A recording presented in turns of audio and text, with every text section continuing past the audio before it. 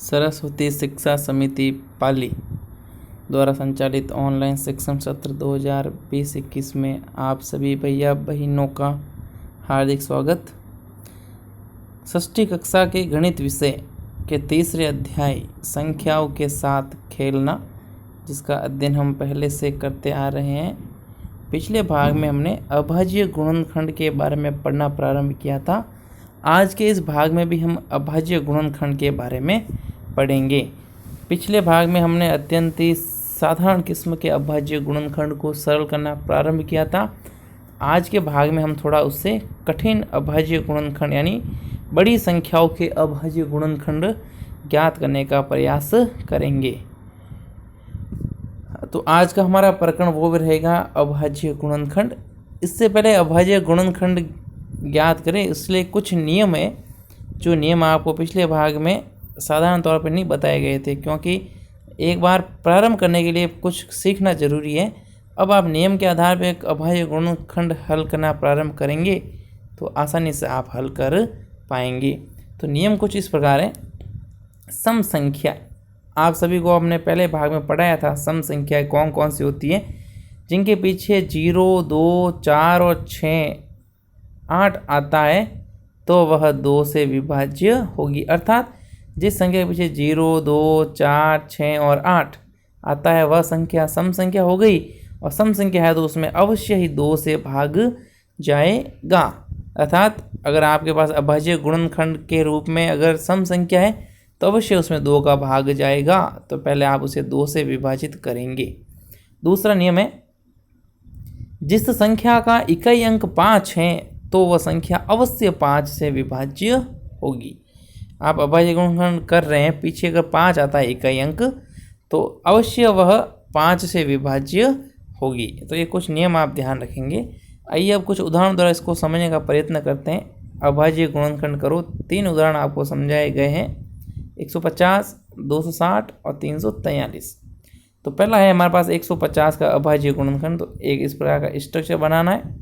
सबसे पहले 150 हमने लिखा, तो अब आप देखेंगे 150 का जो इकाई अंक है वह 0 है, तो अवश्य इसमें 2 का भाग जाएगा।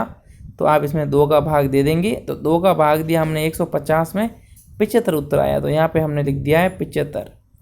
अब 75 का इकाई अंक 5 है, अर्थात यह सम संख्या नहीं है, तो अब 2 का भाग नहीं जाएगा। तो 2 के बाद आप 3 के भाग का प्रयास करेंगे। तो हम देखते हैं कि 3 का भाग अगर हम 75 में देते हैं तो वापस आता है 25। अब 25 आया तो 25 में इकाई अंक 5 है, लेकिन उससे पहले 25 आया तो आप उसमें पहले 3 का भाग दे करके देखेंगे। तो हम देखते हैं कि 3 का भाग 25 में नहीं जाता है, अर्थात 3 के बाद आप 5 का प्रयास करेंगे। तो 5 का 25 में भाग दिया, जो 5 बार गया, वापस 5 आया तो 5 में 5 का भाग दिया एक बार। इस प्रकार सभी इन नीचे अभाज्य गुणनखंड को आप अगर वापस गुणा करेंगे तो उत्तर आएगा 150। दूसरा उदाहरण है 260। तो पहले आपने स्ट्रक्चर बना दिया। सबसे पहले इसका इकाई अंक देखते हैं 0 है, तो 2 का भाग अवश्य जाएगा, इसलिए 2 का भाग दिया हमने 260 में, उत्तर आया 130। अब हम देखते हैं 130 का इकाई अंक वापस 0 है, अर्थात यह सम संख्या है। तो वापस आपने इसमें 2 का भाग दिया, उत्तर आया 65।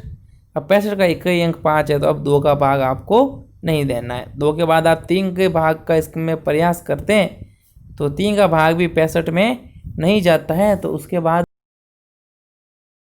5 लिखा हुआ है, तो अवश्य इसमें 5 का भाग जाएगा, इसलिए हमने 5 का भाग दिया 65 में, उत्तर आया 13।